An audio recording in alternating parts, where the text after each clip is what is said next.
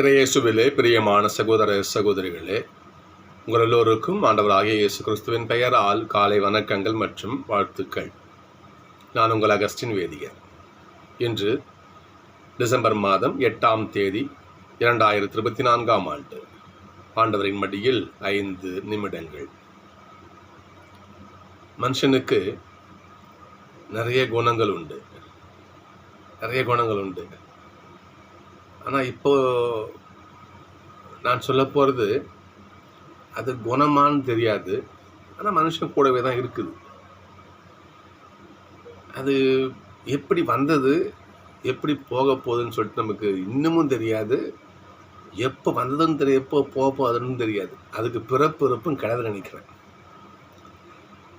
என்னன்னு சொன்னால், இந்த பிரிவினை எண்ணம் இருக்குது பார்த்தீங்களா, இந்த எண்ணம் எப்போ வந்துச்சோ எப்போ தான் திரும்பி போகுமோ தெரியாது. நீ வேற, நான் வேற,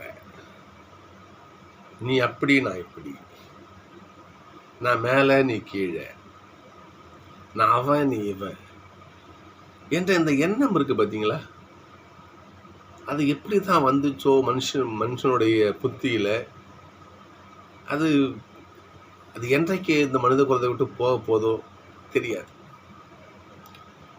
அப்படிப்பட்ட அந்த பிரிவினை எண்ணத்தை, அந்த பிரிவினை என்கின்ற அந்த ஒரு கான்செப்டை கடவுள் இன்றைக்கு இன்னைய தினத்தில் வேண்டான்னு சொல்றாரு. பிரிவினை வேண்டாம், ஒன்னா இருங்க, பிரிஞ்சு நிற்காதீங்க. எதன் சார்ந்தும் சரிதான், பிரிஞ்சு நிற்காதீங்க. ஒரு ஞாபகத்துக்கு வருது, நான் ஒரு வீட்டில் டிரைவிங்காக வேலைக்கு சேர்ந்துருக்கிறேன். நான் இங்கே பாண்டிச்சேரியில். அது ஒரு சொல்தா ஃபேமிலின்னா, ஃப்ரான்ஸில் இருக்கிறாங்க இல்லையா, நமக்கு பாண்டிச்சேரிக்கு நிறைய பேர் ஃப்ரான்ஸ் நாட்டில் இருப்பாங்க. அவருடைய குடும்பத்தை இப்படி ஃப்ரெஞ்சில் சொல்லுவாங்க, சொல்தான்னு சொல்லுவாங்க. கொஞ்சம் செல்வந்தர்கள் அர்த்தம் வச்சுக்கோங்களேன், இருப்பாங்க, சொல்வது வழக்கம். அப்படிப்பட்ட ஒரு வீட்டில் நான் கார் ஓட்டுக்கிற ஒரு வாய்ப்பு. அப்படி நாங்கள் வேலை செஞ்சுட்டு இருக்கும் பொழுது, ஓட்டுநரை என்ன அவங்க வீட்டுக்குள்ளேயே சேர்க்க மாட்டாங்க, வெளியே தான் உட்காந்துருக்கணும், ரோட்டில் தான் உட்காந்துருக்கணும். அவங்க அந்த வீட்டு நபர்கள், அந்த வீட்டு முதலாளி அம்மா என்கிட்ட கார் சாவியை கொடுக்கும் பொழுது என் கையை கவனிக்கணும். இப்படி தான் போடுவாங்க, இறக்கி அவங்க கையை வரல பற்றக்கூடாது, அப்படி போட்டுட்டு போவாங்க. அப்படி அது ஒரு வேலை, நீங்கள் அப்போ பெரிய பணம் படத்தை நான் ஒன்றும் உங்கள்கிட்ட வேலை செய்கிற என்ன இப்படி தான் அவங்க செய்வாங்க. பார்த்தேன், ஒரு 2 நாளில் அங்கே நின்று வெளியே வந்துட்டேன். அது ஏன் சொல்கிறேன்னா, அந்த எண்ணத்தை பாருங்கள். இந்த எண்ணம் கூடாது, ஒற்றுமையாக இருங்கள் என்று இன்றைக்கு தாய் திருச்சபையானது இந்த இறை வார்த்தை வழியாக நமக்கு கற்பிக்கிறது. ஏசப்பா அந்த உலகத்துக்கு வந்தார். இந்த பிரிவினையை, இந்த பாகுபாட்டை தான் உடைக்க தான் அவர் ஆண்டவர் பாடுபட்டார். இதை எபேசியருடைய திருமுகத்தில் தூய பவுல் மிக மிக அழகாக சொல்லுவார். அது இன்றைய வாசகம் இல்லை, இருந்தாலும் அவர் சொல்லுகின்ற அந்த பகுதி இன்றைய தியானத்திற்கு ரொம்ப உதவும் நமக்கு. வாசிக்கிறேன் பாருங்க. எபேசியர் 2ஆம் அதிகாரம். ஒரு காலத்தில் தொலையில் இருந்த நீங்கள் இப்பொழுது கிறிஸ்து இயேசுவோடு இணைந்து அவரது இரத்தத்தின் மூலம் அருகில் கொண்டு வரப்பட்டீர்கள். புறையின மக்கள் முற்காலத்தில், எசப்ப காலத்திலும் சரிதான், 2ஆம் தர மக்களாக தான் அவங்க வாழ்ந்தார்கள். அவங்க மனுஷங்க தான், அவங்க ஒன்றும் விலங்குகள் கிடையாது. யூதர் அல்லாத மக்களை யூதர்கள் எதிரிகள்னா எப்படி அர்த்தம், தீண்ட தகாதவர்களை பார்த்தாங்க. நீ புறவினத்தான், நாங்கள் அபிரகாமின் மக்கள், தாவீதின் மக்கள், நாங்கள் கடவுளால் சிறப்பு அடைக்கப்பட்டவர்கள் என்ற அந்த கர்வத்தோடு அவங்க இஷ்டத்துக்கு வாழ்ந்தார்கள். புரியுதுங்களா? நல்ல சமாரிய ஓமை பாருங்கப்பா. அந்த ஓமையில் பாருங்கள், ஏன் சமாரியன் எதுக்கு விலைக்கு வச்சாங்க? அவர்கள் அசீரியர் மக்களோடு சேர்ந்து இல்லையா, கிமு 8ஆம் நூற்றாண்டில் அவர்கள் 722 அசிரிய போர் நடக்கின்ற பொழுது அந்த சமாரியா பகுதியில் அந்த யூதர்கள் அசிரிய மக்களோடு சேர்ந்து பெண் கொடுக்க பெண் எடுக்க இருந்து ஒரு கலப்பினமாக உருவானாங்க. அதனால் சமாரியர்கள் யூதரோடு சேர்ந்து பழகுவது கிடையாது. அவங்க பார்த்தாலே ஒதுங்கி தான் போவாங்க. யோவான் 4ஆம் அதிகாரத்தில் பாருங்க பார்ப்போம். யோவான் 4ல் ஏசாப்பா என்ன பண்ணுவார்? சமாரி பண்ணி தண்ணி கேட்பார். போயிட்டு தண்ணி கொஞ்சம் குடிய கூடுமான்னு கேட்பார். அப்போ அந்த அம்மா கேட்பாங்க, நீங்கள் யூதர் அல்லவா, என்கிட்ட தண்ணி கேட்குறீங்க, எப்படி கேட்குறீங்க என்று பிடிக்க தண்ணி வாங்கி குடிக்க மாட்டாங்களா யூதர்கள் என்று அங்கே அந்த வார்த்தை பதிவு செய்வார் யோவான். யூதர்கள் சமாரியரோடு பேசுவது பழகுவது கிடையாது. அங்கே பிரிவினை சொல்றது புரியுதுங்களா? பிற மக்கள், நான் யூதன். அது மட்டும் கிடையாது, அது மட்டுமே கிடையாது. இன்னும் என்ன சொல்றது, நீ யூதராக இருந்தாலும் ஏழை பணக்காரன், நான் செல்வந்த, நீ யாரு? அடிமை. இன்னொரு பாகுபாடும் இருந்தது. ஆண் பெண் பெண்களை, அதாவது எப்படி சொல்றது, அந்த ஒரு விபச்சார பெண் பிடிபடுவா பாருங்க, ஒரு அம்மா பிடிபடுவாங்க. அப்போ கல்லால் அடித்து கொல்லணுங்கிறது மோசமுடைய சட்டம். ஏசப்பாட்டை கூப்பிட்டு வருவாங்க. அப்படி கூப்பிட்டு வரும்பொழுது அந்த பெண் சாக வேண்டும், அவளோடு இருந்த ஆண் வாழ வேண்டும். என்ன பார்த்தீங்களா? பொம்பளை சாகணும், அவன் விபச்சாரம் ஆகிறதுக்கு நீ தானே காரணம், ஆனால் அவள் சாகணும், நீ வாழணும். ஏசப்பாட சொல்லுவார் பாருங்க, உங்களில் எவன் தவறு செய்யவில்லையோ அவர் முதல் கல்லறி எரியட்டுன்னு சொல்லுவார். ஆண் பெண் பாகுபாடு. ஏசப்பா அப்பம் பருகும் நிகழ்ச்சி அங்கே பாருங்க, வாசிக்கலாம் நீங்கள். அதில் பெண்களை கணக்கு கூட எடுத்துக்க மாட்டாங்க. மத்தேயுவில் படிச்சு பாருங்க பார்ப்போம். குழந்தைகள் பெண்கள் நீங்களாக 5000 பேர் வரும். லிஸ்ட் கணக்கு கூட எடுத்துக்க மாட்டாங்க. பெண்கள் 2ஆம் தரம்.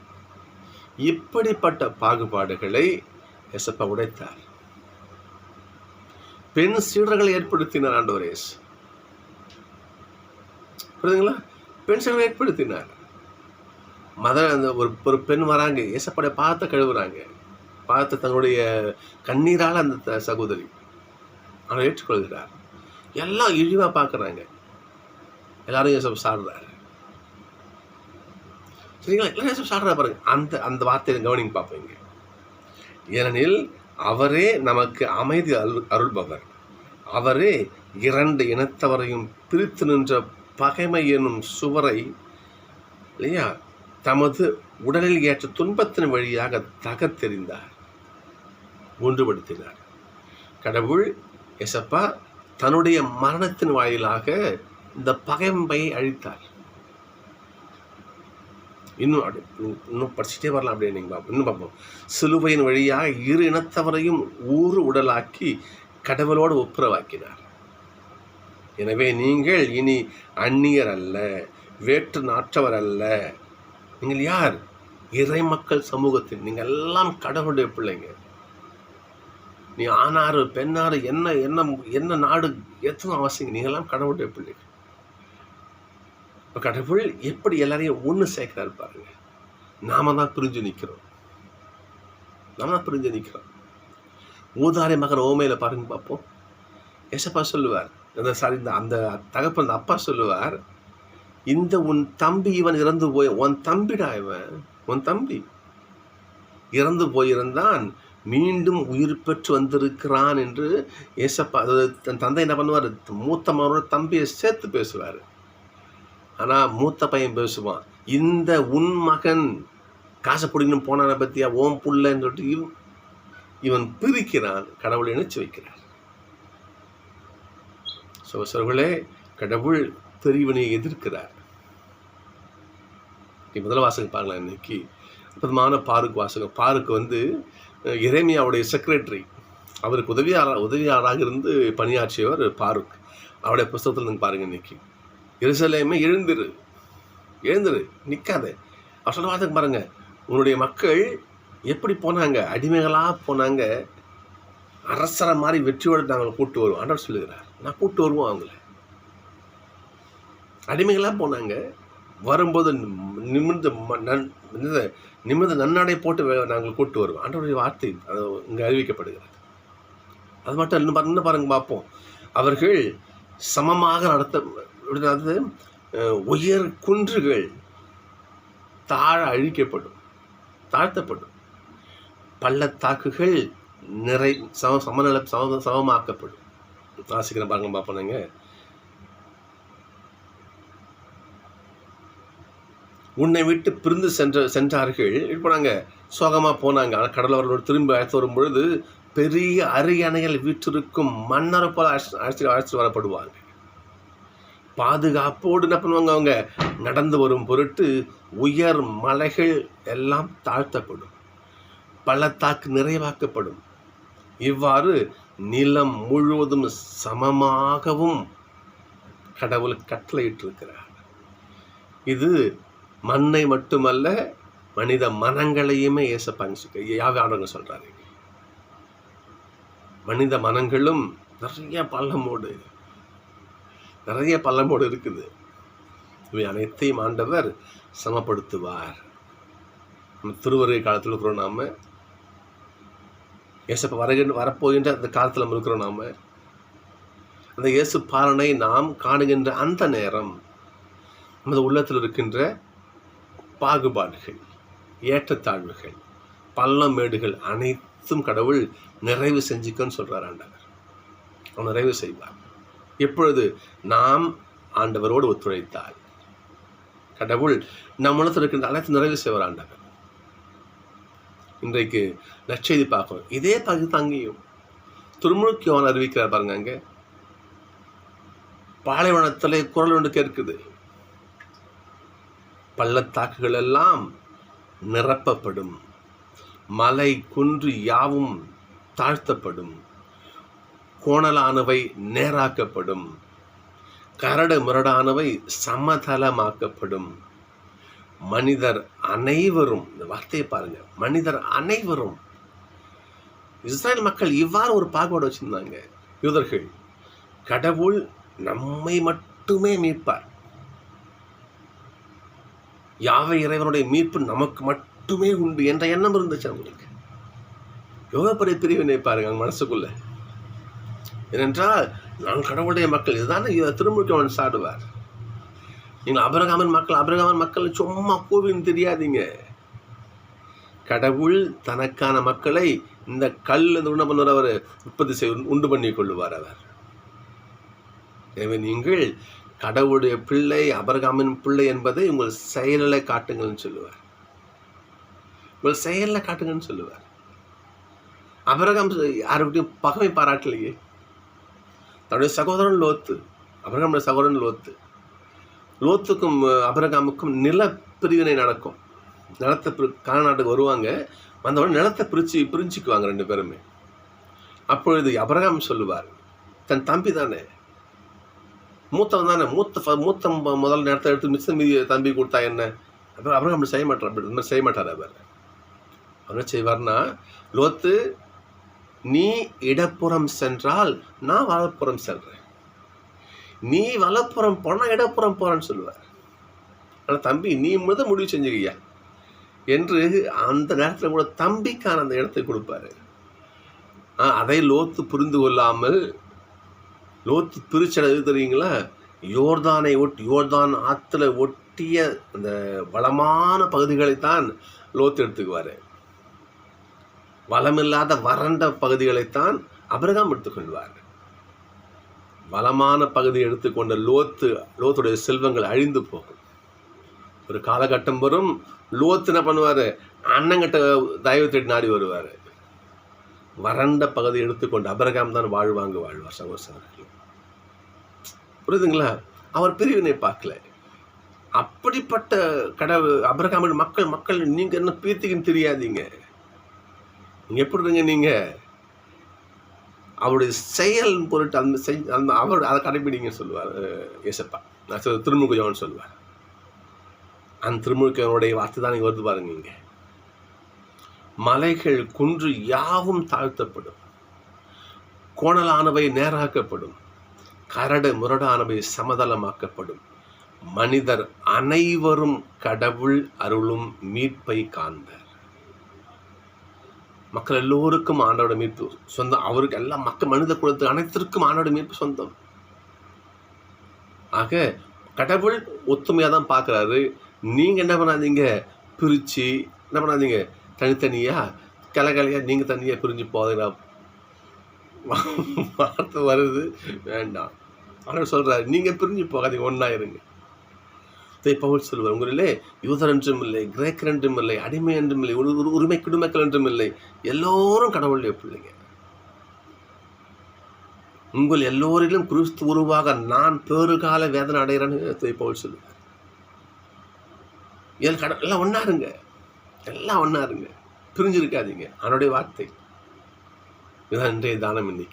இன்றைய திருப்பாடல் பாருங்க பாப்போம். இன்னைக்கு 127வது திருப்பாடல், அற்புதமான திருப்பாடல் நீங்கள் பாருங்க பாப்போம். இன்னைக்கு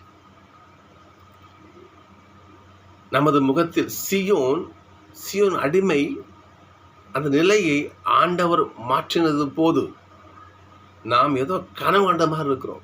சியோன் நிலையை கடவுள் மாற்றினார். ஏனென்றால் அவனை அடிமையா போன இல்லையா, ஆண்டவர் என்ன பண்ணாரு, உன்னை மீட்டு கொண்டு திரும்ப அங்கே குடியாம. ஏன்னா அவர் கடவுள் உன்னை பிரிச்சு விட்டுல, அவர் உன்னை அப்படி கழிச்சு அப்படி தூக்கி போட்டு போயிடல, ஆண்டவர் போயிடல, மீண்டும் கொண்டு வந்தார். அந்த கொண்டு வந்த கனவு மாதிரி தெரிஞ்சது கிடையாது, அப்படி கிடையாது. ஏன்னா கடவுள் பிரிச்சே வைக்கணும்னு ஆசைப்படுறாரு, உங்களை அடிமையாக வச்சிருப்பார், அப்படி வச்சிருப்பாரு. ஆண்டவர் உங்களை உரிமை குடிமக்களாக மாற்றினார். இன்னைக்கு பார்க்க தான் சொல்றாரு இல்லையா, இன்னைக்கு கடவுள் உங்கள் அடிமைகளையே மாற்றி உங்களுக்கு என்ன பண்ணுவார், கடவுள் அரசர் போன்ற அந்த நிலையில் உங்களை அழைச்சிட்டு வருவார். திருப்பாடல பாருங்க இன்னைக்கு, ஆண்டவரே தென்னாட்டின் வறண்ட ஓடையை நீரோடையாக வான்மழை மாற்றுவது போல மக்களுடைய அடிமை நிலையை மாற்றினார். ஆண்டவர் என்ன செய்கிறாரு, அனைத்து நிலையும் மாற்றி நம்ம எல்லாரும் ஒன்றா உரிமை குடிமக்கள் நிலை கொண்டு வராரு. நாம் என்ன பண்ணுறோம், அந்த பிரிவினை பாகுபாடுங்கிற அந்த அடிமைத்தனத்திலேயே இருக்கிறோம். நான் முன்பே சொன்னேன், இந்த நிலை எப்போ மாறுமோ தெரியாது. அது மனுஷனுடைய குணமா, மனுஷன் மைண்டில் அப்படியே ஊறி போச்சு. நீ இவன், நான் இவன், நீ இது, நான் இது, நீ அப்படி, நான் இப்படி. இந்த எண்ணத்திற்கு மனுஷன் என்ன பண்ணுற, அடிமையாகவே அப்படியே வாழ்ந்துகிட்டு இருக்கான். தாய் திருச்சபை இதைத்தான் இன்றைக்கு சாடுகிறது. திருப்பாடலாம் தான் நீங்கள் பாருங்க பார்ப்போம், எங்கள் அடிமை நிலையை மாற்றியறணும். நாமளும் கேட்போம், ஆண்டவரே இந்த குறுகிய எண்ணத்தில் எங்களை மாற்றுங்கள் நம்ம கேட்போம். இன்னைக்கு இந்த பிரிவினை எண்ணம், இந்த பாகுபாடான எண்ணத்தை ஆண்டவரே மாற்றுங்க. நாம் ஜெயிப்போம், சகோதரர் ஜெயிப்போம். இன்றைய 2ஆம் வாசகத்தில் தூய பவுலடிகளார் ஏசப்பாவுடைய ஆசையை அவரும் ஆசைப்படுறாரு. கடவுளுடைய ஆசை தான், பவுலுடைய ஆசை தான். இங்கே பாருங்க பார்ப்போம், நீங்கள் அறிவிலும் அனைத்தையும் உயிர்த்துணரும் பண்பிலும் மேன்மேலும் வளர்ந்து, அனைத்தையும் நீங்கள் யோசித்து சிந்திச்சு பாருங்கள். பேசும் மக்களை சிந்திச்சு பாருங்கள். இன்னும் கீழே சார் பிலிப்பி மக்கள் இன்னும் கீழே அப்படி வரணும். அப்படிங்க வளர்ந்து அன்பால் நிறைந்து. பவுலுடைய இந்த வார்த்தை நம்மளே சொல்லியிருக்கிறேன், நான் ஒரு முறை சொல்லியிருக்கிறேன். பவுலுடைய வார்த்தைகள் அவருடைய அந்த கருத்தினுடைய டெப்த்து, ஆழம் மிக ஆழமானது. அவருடைய இறையியல் கருத்துக்கள் நம்ம உட்காந்து சிந்திச்சோம்னு வச்சுக்கோங்களேன், ஒரு வரியே ஒரு 4 மட்டும் நம்ம தியானிக்கலாம். அவருடைய நான் சொல்கிற இந்த வார்த்தையை மட்டும் நீங்கள் கவனிங்க பார்ப்போம். நீங்கள் அறிவிலும் அனைத்தையும் உயிர்த்துணரும் பண்பிலும் மேன்மேலும் வளரணும். பண்பானவர்களாக வளரணும். நீங்கள் அது கீழே பாருங்கப்பா, அன்பால் நிறைந்து. என்ற அன்பு பாகுபாடு பார்க்காது, அன்பு வெறுப்பை கொடுக்காது. புரியுதுங்களா? அன்பு வெறுப்பை கொடுக்காது. 1 Corinthians 13 அன்பு வந்து அனைத்தையும் பொறுத்துக்கொள்ளும், அனைத்தையும் தாங்கும், எல்லாரையும் ஏற்றுக்கும், அது யாரையும் பிரித்து விடாது. இந்த வார்த்தையும் கவனித்த பொருள் வார்த்தைக்கு அன்பால் நிறைந்து சிறந்தவற்றையே ஏற்று செயல்படுமாறு இறைவனை வேண்டுகிறேன். உங்கள் உள்ளத்தில் நல்லது மட்டும்தான் கிடத்தக்கூடாது. இன்னைக்கு அங்கே பார்ப்போம். கடவுளின் மாட்சிக்காகவும் புகழ்ச்சிக்காகவும் இயேசு கிறிஸ்துவின் வழியாய் இல்லையா, கிறிஸ்துவின் நாளுக்கென்று நீதியின் செயல்களால், நல்ல செயலால் கிறிஸ்துவின் நாளுக்கென்று எசப்பாவுடைய நாள் வரும் பார்த்தீங்களா, அவரை பார்க்கக்கூடிய நாள், அந்த நாளுக்காக குற்றமற்றவர்களாய் நேர்மையோடு வாழ்ந்து வர வேண்டும் என்று நான் விரும்புகிறேன். எசப்பா வரும் நாள் அன்னைக்கு நீங்கள் குற்றமற்ற பிள்ளையா அவர் முன்னாடி நிற்கணும். இதான் எப்பா என் ஆசை.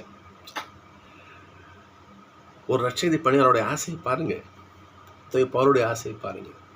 நீங்கள் ஏசப்பா வரும் அந்த நாளிலே, அந்த நேரத்திலே குற்றமற்றவர்களாய், நீதியின் செயல் செய்கிறவர்களாய், அன்பால் நிறைந்தவர்களாய், அறிவிலும் இல்லையா பிரித்து உணரும் பகுத்தறிவு அந்த பண்பிலும் மேன்மேலும் மலர்ந்து குற்றமில்லாத நேர்மையான பிள்ளைகளாக அவர் முன்னாடி நிற்கணும். இதுதான் இப்போ என் ஆசை. இதுதான் திரு அவையினுடைய ஆசை. இதுதான் சகோதர சகோதரிகளே.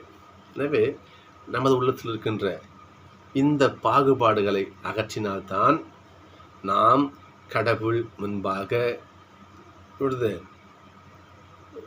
பேருக்கு நிற்கலாம், பிடியில் படி தொட்டு வணங்கலாம். ஆனால் அது உள்ளார்ந்த மனமாற்றத்தோட அந்த நிகழ்ச்சியாக யோசித்து பார்க்கணும். நாம் இந்த கிறிஸ்துமஸ் விழாவை, கிறிஸ்து பிறப்பு விழாவை நம் முழு ஆன்ம தயாரிப்போடு நம்ம கடைபிடிக்கிறோமா? அது ஒரு கொஸ்டின் மார்க் இல்லையா? சிந்தித்து பார்ப்போம் சகோதரர்களே. தூய பவுலுடைய வார்த்தையும் நானும் இங்கே திரும்ப உச்சரிக்கிறேன் பாருங்க, பார்ப்போம். நாம் எல்லோரும் குற்றமற்றவர்களாக, நேர்மையான பிள்ளைகளாக, நீதியின் வழி நடக்கும் பிள்ளைகளாக, அன்பில் வளர்ந்த பிள்ளைகளாக, அன்பிலே வளர்ந்த பிள்ளைகளாக, அறிவில் உயர்ந்த பிள்ளைகளாக, அனைத்தையும் தீர பகுத்தாய்ந்த பிள்ளைகளாக, குற்றமற்ற பிள்ளைகளாக ஏசப்பாவை காண வேண்டும் என்பது திரு அவையினுடைய ஆசை. எனவே நாம் முழு தகுதியோடு கிறிஸ்து பிறப்பு விழாவை எதிர்கொள்ள தயாராகும். அவர்கள் வேண்டுவோம், ஆண்டவரே நீங்கள் திருப்பாடலாம் இன்னைக்கு, அதான் இன்னைக்கு நம்ம ஜபம் நிற்காம பாருங்க, திருப்பதி வாசிக்கிற பாருங்க பார்ப்போம். திருப்பாடல். ஆண்டவரே, தென்னாட்டின் வறண்ட ஓடையை நீரோடையாக வான்மழை மாற்றுவது போல எங்கள் அடிமை நிலையை மாற்றியறலாம். நாங்கள் அந்த பாகுபாடு, பிரிவினை இல்லையா, இந்த அடிமைத்தனத்தில் சிக்கி வாழ்ந்துகிட்டு இருக்கிறோம். ஆண்டவரே, நீங்கள் என்ன பண்ணுங்க, இந்த பிரிவினைங்கிற இந்த எண்ணத்தை எங்கள் உள்ளம் தூக்கி போடுங்க. இந்த அடிமைத்தனத்தை எங்களை மாற்றியறலும் என்று நாமும் ஏசப்பட்டு கேட்போம், ஆனோட கேட்போம், தூய் ஆவியான இறைவன்கிட்ட கேட்போம். நிச்சயமாக இந்த பிரிவினை, இந்த குறுகிய வட்டத்திலிருந்து, இந்த குறுகிய இந்த ஒரு கூண்டுக்குள்ளிருந்து, இந்த அடிமைத்தன கூண்டிலிருந்து கடமை விடுவித்து வெளியே கொண்டு போயிட்டு நம்மை பரந்த அன்பினால் நிறைந்த ஒரு சமூகத்தில் நம்ம கொண்டு சேர்க்குமாறு ஆண்டோட ஜெபிப்போம். நிச்சயமாக ஆண்டவர் நம்மை இந்த பிரிவினை விலங்கிலிருந்து மீட்டு நமக்கு நல்லதொரு இடத்தை கட்டளையிடுவார். அங்கே இருந்து கொண்டு நாம் ஆண்டவரை என்ன பண்ணலாம், எதிர்நோக்க, அவர் தரிசிக்க ஜெபிப்போம். 2 நாள் சந்திப்போம்.